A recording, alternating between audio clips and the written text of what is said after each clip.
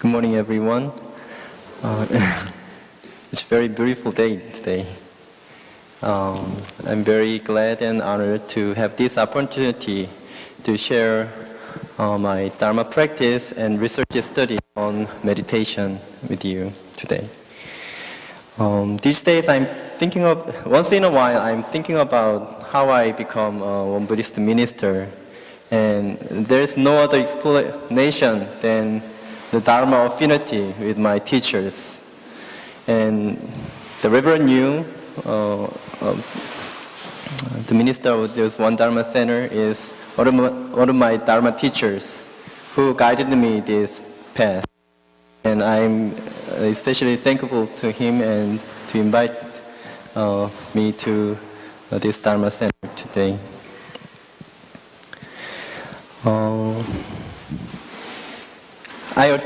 When I was a college student, I struggled with relationship with the people. My research study topic was about meditation and anxiety, and I think it's one of the reasons is it was also one of my issues. In my college years, I had a hard time to make friends with people, especially when I get together with a new person. I feel awkward when there is a silence. What do I have to say? And there's some silence. What does the other person think about me? And those kind of racing thoughts make me more anxious, and it make me have more difficulty in the relationship with the people. And I expressed this problem in the meditation center, and the Dharma teacher's comment was quite eye-opening. His comment was, if you feel awkward, just feel awkward. It's okay to feel awkward. It's okay to have silence. For now, it's quite natural and truthful, but at the time, I had never think like that.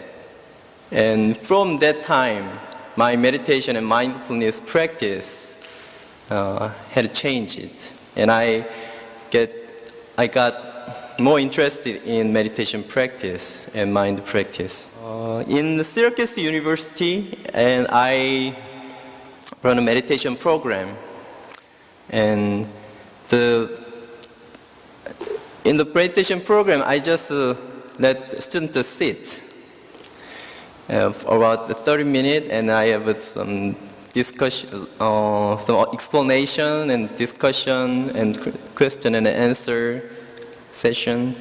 But during the discussion session, the students expressed their difficulty of the pain on the legs and the racing thoughts, the drowsiness and restlessness. So I adopted the movement meditation, which I learned at the One Institute. And if you join the moving meditation class with the Reverend Cho, Deok-sang Cho, you may also have the experience. The movement meditation is Shipsang movement meditation, and their feedback was quite good. So I wondered how two kind of meditation program differ in their effectiveness. So I had an idea to incorporate the college study instructional design with the meditation teaching, and design the research study to compare them, sitting meditation versus movement meditation. In these two the meditation techniques or relaxation techniques, there are some contradictory issues. Some researchers reported that the same mode of technique with the certain anxiety type is more effective. For example, for those who cognitively more anxious person, the cognitive type of relaxation or meditation technique is more effective. And for those somatically anxious people, somatic technique would be more effective. Cognitive anxiety is kind of a mental uneasiness, like racing thoughts and worries. The restlessness is in a psychologically. Somatic anxiety is the uneasiness on one's body. They have tension, heartbeat fast, and breathing is difficult. Those types of anxiety are categorized as somatic anxiety. But not all researchers supported such an association. There's no specific association between the type of meditation or relaxation technique and anxiety type. So I wondered why there's such an inconsistency in the research findings, and what I found was some clue of reconciling those inconsistency. In the John Kabat-Zinn's meditation program, John Kabat-Zinn is the leading person of the mindfulness meditation program called the mindfulness-based stress reduction program. And in the early stage of this program, he compared the meditation techniques in terms of the participants' preference of meditation types. In the typical mindfulness meditation program, they have several meditation techniques. In his study, he surveyed about the preference about the sitting meditation and body scan and yoga. And sitting meditation was considered a cognitive type of meditation technique, and yoga is a somatic type of meditation technique. And body scan was in between. The body scan is putting one's awareness throughout one's body, from the top of your head and the bottom. And what he found was there's some diagram, but to explain verbally, the more one have a high cognitive anxiety, the person prefer somatic type of technique. High cognitive anxiety to somatic technique, and high somatic anxiety to cognitive type of technique. So it's more like this. If you have a wandering thought, and many wandering thoughts and worries, and just sit still, you keep thinking and thinking and thinking. So for those people, just moving meditation with a slow motion, like Tai Chi or Qigong, was preferred for those people. And on the contrary, for those who have a very for those who are not good at the movement or have many tensions, and movement may give them this discomfort. So they may prefer just not moving than moving. So this was the connecting idea about this matching hypothesis, matching the relaxation or meditation technique with the anxiety type, and John Kabat-Zinn's findings. So you may think that if someone prefers a certain technique, that technique would be more effective than the less preferred technique. So this plus sign signifies those assumptions. And with this connection, I hypothesized that if someone has high cognitive baseline anxiety, somatic technique would be more effective than cognitive anxiety. And if someone has a high somatic anxiety, cognitive technique would be more effective than high baseline somatic anxiety person would do like more cognitive technique. The cognitive technique would be more effective than somatic technique. It's somewhat complicated. Sometimes I also have problem with the explanation, but anyway. So with this hypothesis, I designed the study and run a 2 meditation program, sitting meditation program and movement meditation program. And sitting meditation program was a sitting meditation practice plus discussion and lecture with 8 weeks sessions. And for movement meditation program, the movement meditation practice plus also the same contents of a lecture and the discussion. And I measured the cognitive anxiety and somatic anxiety 4 times. Before the meditation program, in the middle of the program, and at the end of the program, and 1 month follow-up. So I surveyed those trends of the two anxiety mode, and this is the research participant sitting, moving, and also adopted some comparison of who did not practice meditation. And this is the content of the program. So these are some examples of the cognitive anxiety and somatic anxiety,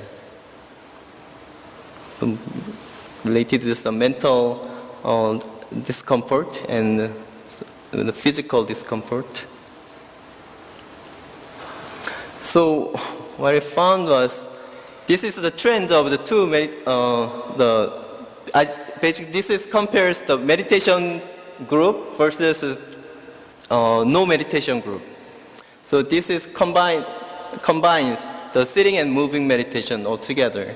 And you may see during the semester, the comparison group who did the meditation practice, their anxiety went up. And then after the session, during the break, after the semester, their anxiety dropped.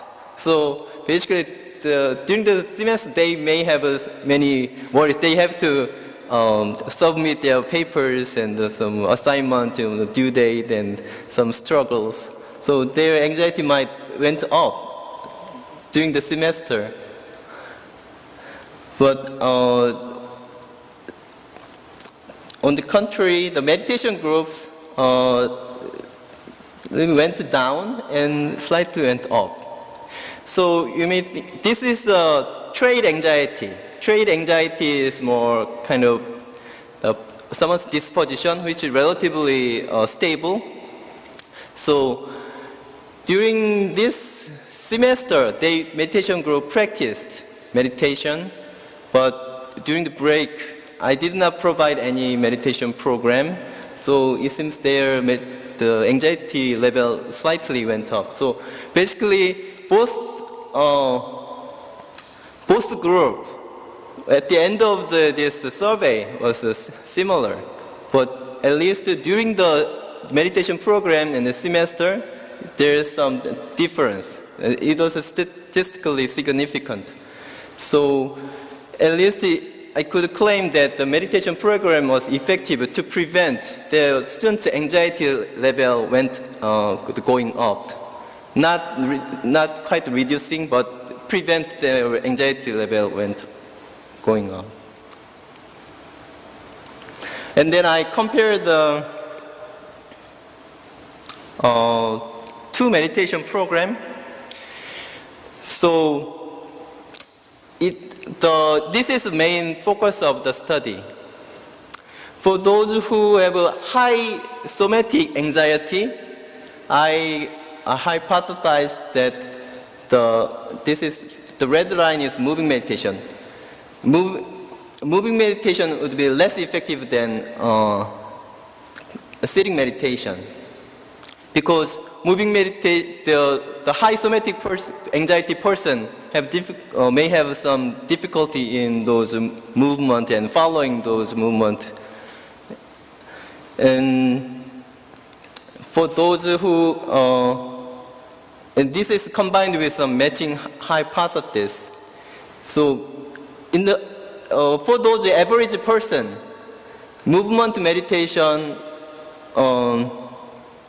would be less effective than the sitting meditation for reducing cognitive anxiety, because in matching hypothesis, cognitive technique is associated with the cognitive type of anxiety to reduce. And the somatic type of technique was associated with somatic type of anxiety. So somatic anxiety reduction, the movement meditation would be more effective for the average person. But depending on which type of anxiety is dominant, this trend would be different and interact. And what I found was not satisfying the meditation, the hypothesis. That this trend was the sitting meditation and movement meditation. The trend was similar, not so much different. So I had some agony. Do I have to throw out this study? And I ponder upon why this kind of phenomenon happened, despite of the previous findings. Maybe previous finding was wrong, but maybe there is some other reason to explain. And the reason the idea I come up with was the meditation experience, previous meditation experience. The participants was not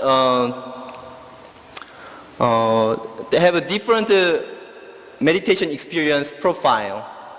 About half of the participants have a previous meditation experience, and about half of them did not have.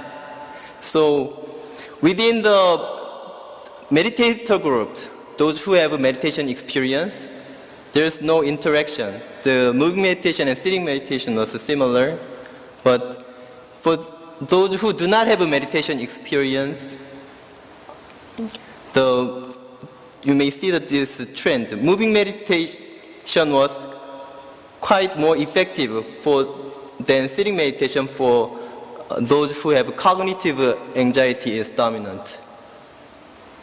And here is also similar for the somatic type of anxiety.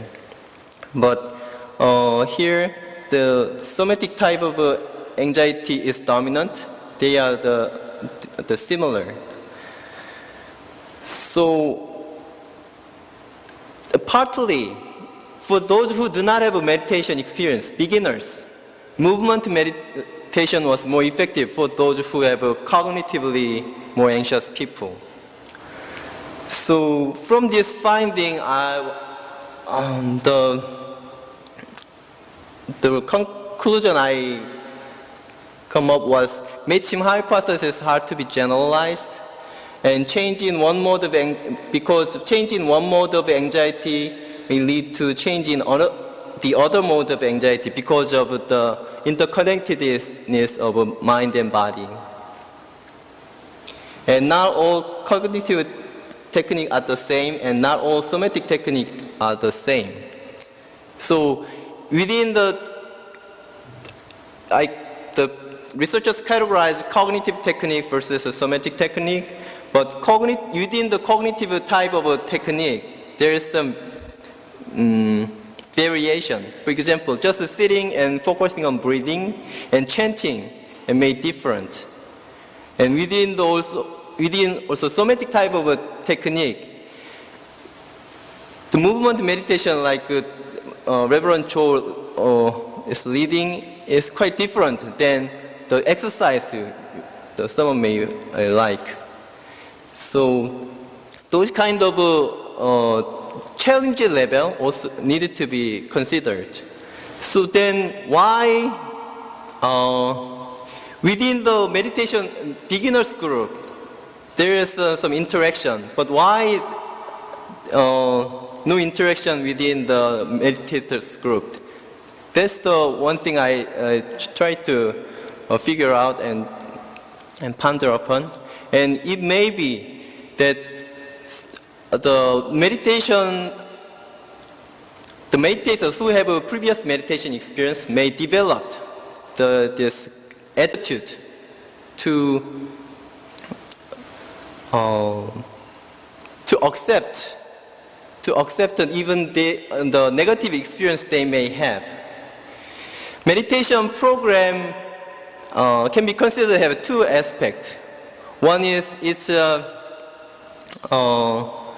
relaxation technique, so it is a beneficial effect, but it's also about learning, and learning is about change. And people's ego is resistant to change. When someone has some challenging,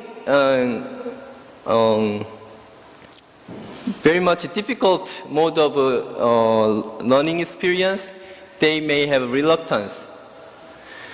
But once one have developed this, the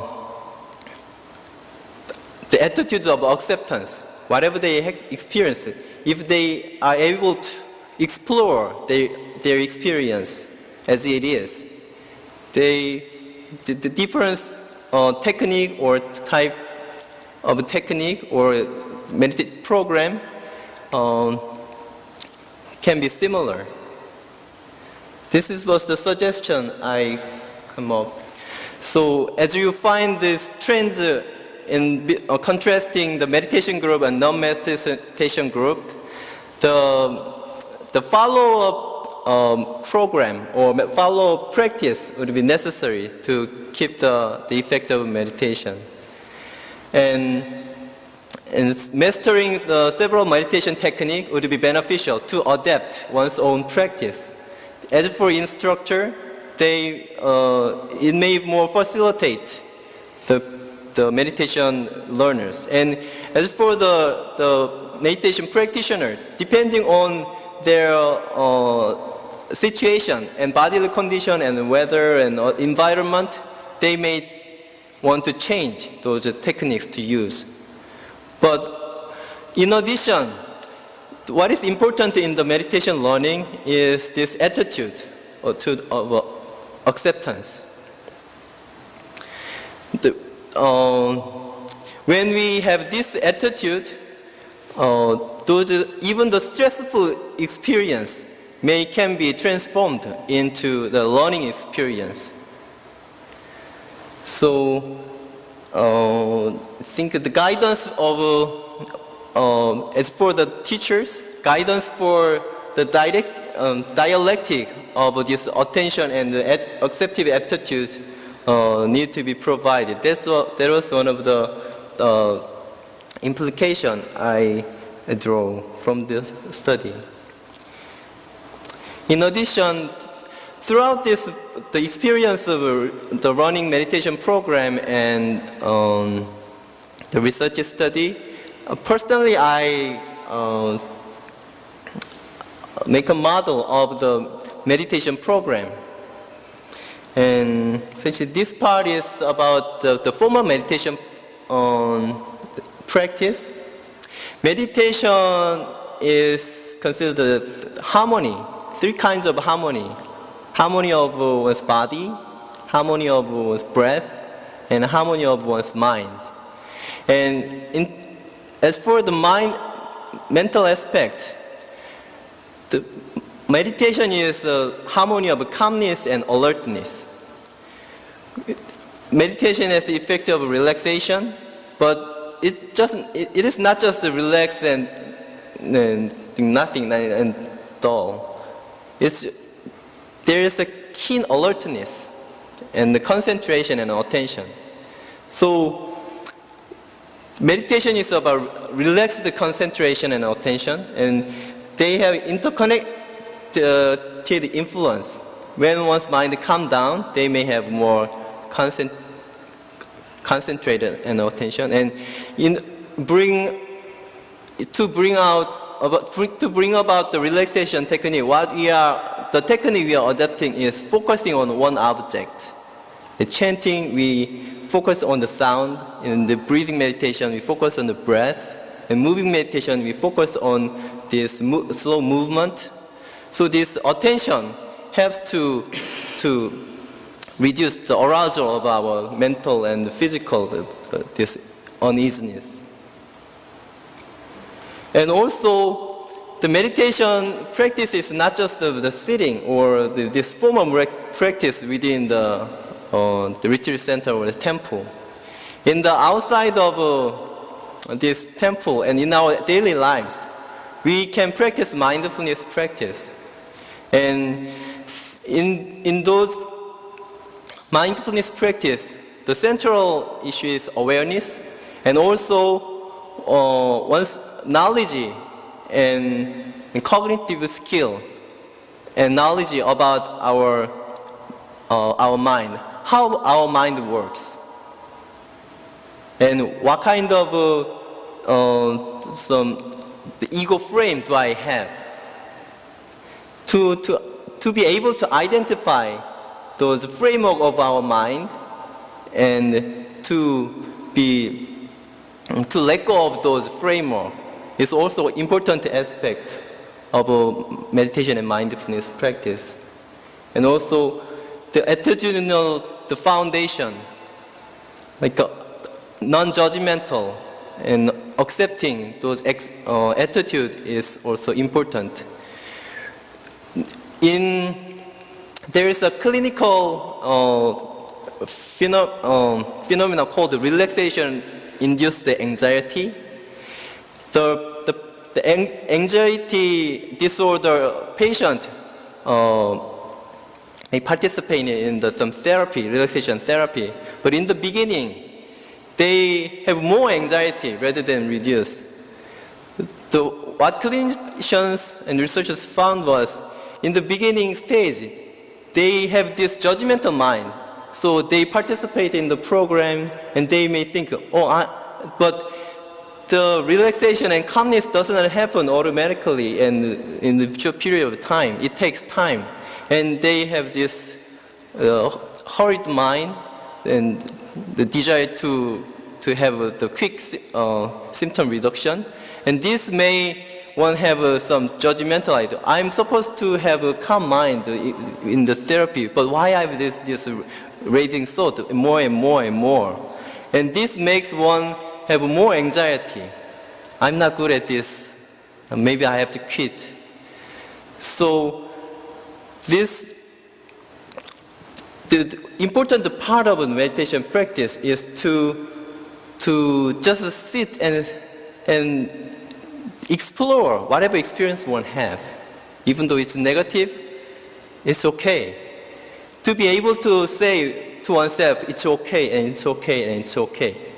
That's the important part of the learning process in the meditation practice. That's the attitudinal foundation. And also, meditation, we not just this emotionally calming meditation practice, but also our behavior, our karmic action influence our mind.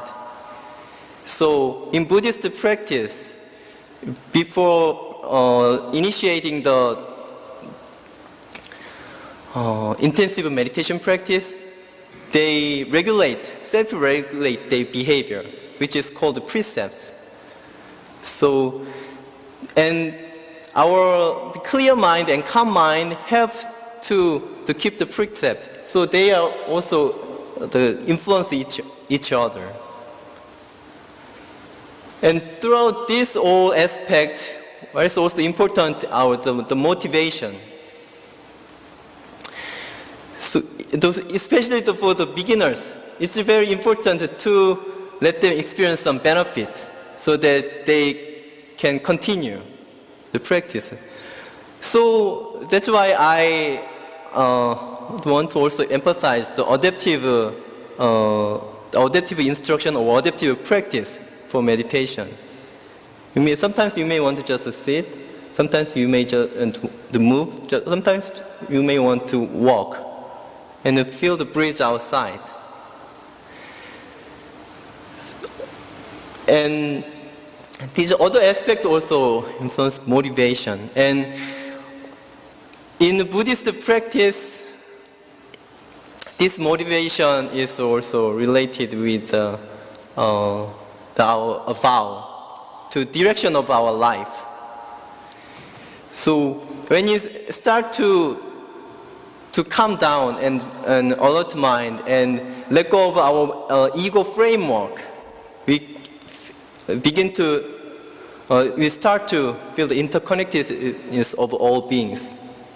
So this practice is not just for me, but for all sentient beings in the world. And one set up those intentions, their meditation and mindfulness practice can be more enduring and instead of stopping during the course of this spiritual journey. So in this meditation mindfulness program practice, we can change our disposition. In Buddhist terms, we can change our karmic force. What we think, what we say, what we behave is accumulated and it becomes karmic force. So the current state of myself is the result of the previous action of myself. Whether it's thinking or my verbal or behavioral action. They are all embedded within me. So through the meditation practice and the mindfulness practice in daily lives, we can change the direction of our behavior, whether it's mental and the physical and verbal, so that we can change the direction of our behavior, it can change our disposition and personality, it can change our destiny. Not just me, but also for others. That's some kind of model I come up with through this whole Dharma study and the research studies. Okay, thank you very much. And if you have any question and comment, and please do so.